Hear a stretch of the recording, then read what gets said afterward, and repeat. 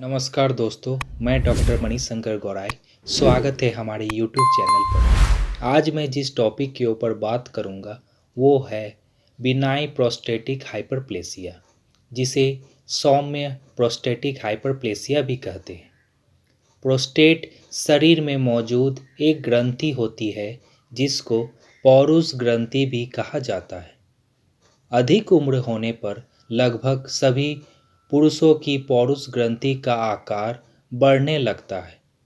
Prostate का आकार बढ़ने से मूत्राशय से मूत्र के प्रवाह में अवरोध करने जैसी मूत्र संबंधी समस्याएं विकसित हो सकती हैं, जो काफ़ी तकलीफ़ें पैदा कर सकती हैं। इसके कारण मूत्राशय मूत्रपथ या किडनी संबंधी समस्याएं भी हो सकती हैं। एक बढ़े हुए प्रोस्टेट को बीपीएच कहा जाता है।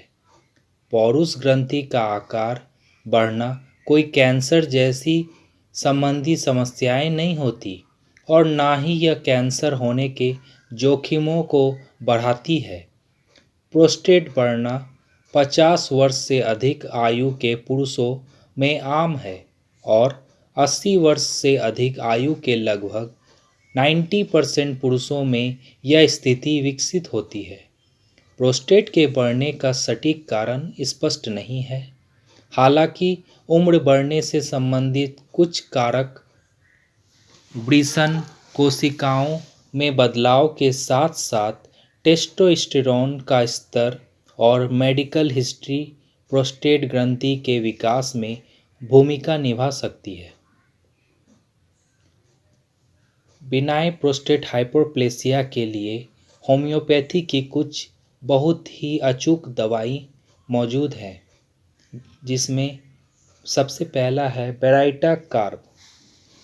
यह दवा उन व्यक्तियों में सबसे अच्छा असर करता है जो आमतौर पर शर्मीले और भ्रमित होते हैं और अजनबियों से मिलना जुलना पसंद नहीं करते हैं। इसके मरीज मानसिक कमजोरी से पीड़ित रहते हैं। पेशाब में जलन का समस्याएं देखने को मिलता है।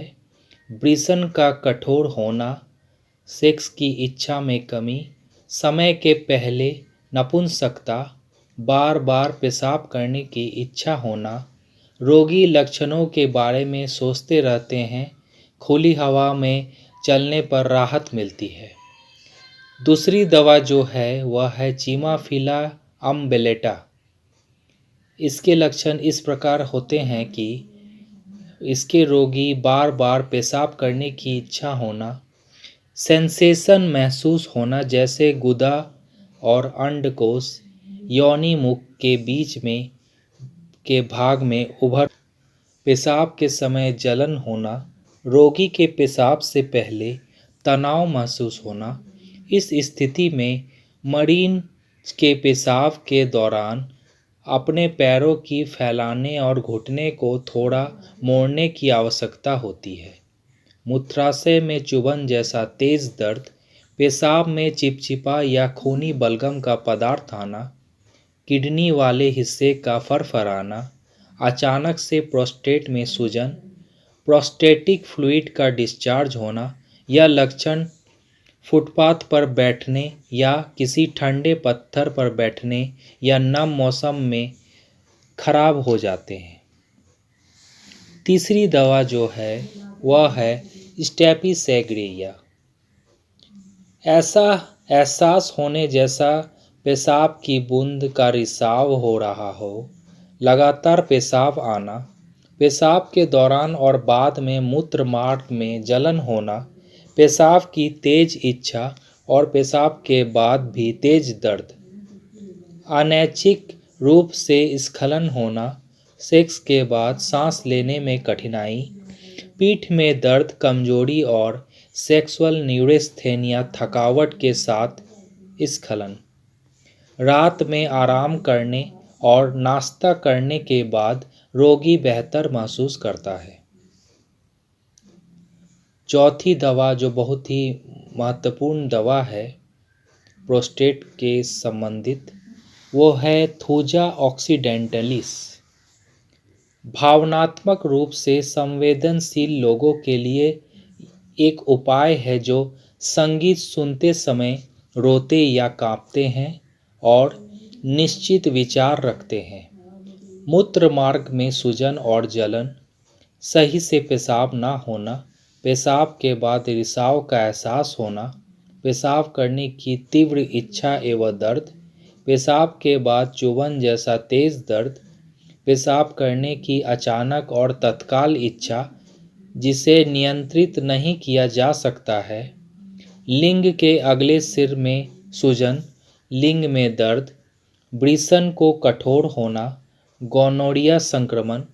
यह लक्षण रात में बिस्तर की गर्मी से सुबह 3 बजे और दोपहर 3 बजे के बीच ठंड और नम हवा से, नाश्ते के बाद और वसायुक्त खाद्य पदार्थ और कॉफ़ी के सेवन से खराब हो जाते हैं।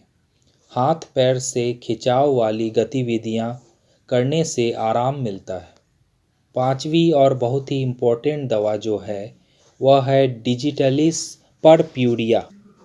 प्रोस्टेट बढ़ने के साथ साथ हृदय संबंधी समस्याएं या कभी गोनोरिया हुआ हो जिसमें सप्ताह की उत्साह की कमी होती है, चिंतित और ऐसे भयभीत लोग जो बहुत उदास रहते हैं, सुस्ती, अनियमित दिल की धड़कन और धड़कन धीमी होना, पेशाब लगना लेकिन मूत्राशय खाली ना होना, मूत्र मार्ग में कसाव और जलन होना जैसे कि वहाँ संकुचन हो रहा हो, पेशाब करने की तेज इच्छा और दर्द होना, मूत्र मार्ग में सूजन, मूत्राशय में तेज दर्द जो रात में और बढ़ जाता है, पेशाब के बाद मूत्राशय भरा महसूस होना, झागदार पेशाब होना, लिंग को खोलने में असमर्थता जिसे फिमोसिस कहते हैं, जननांगों में सूजन,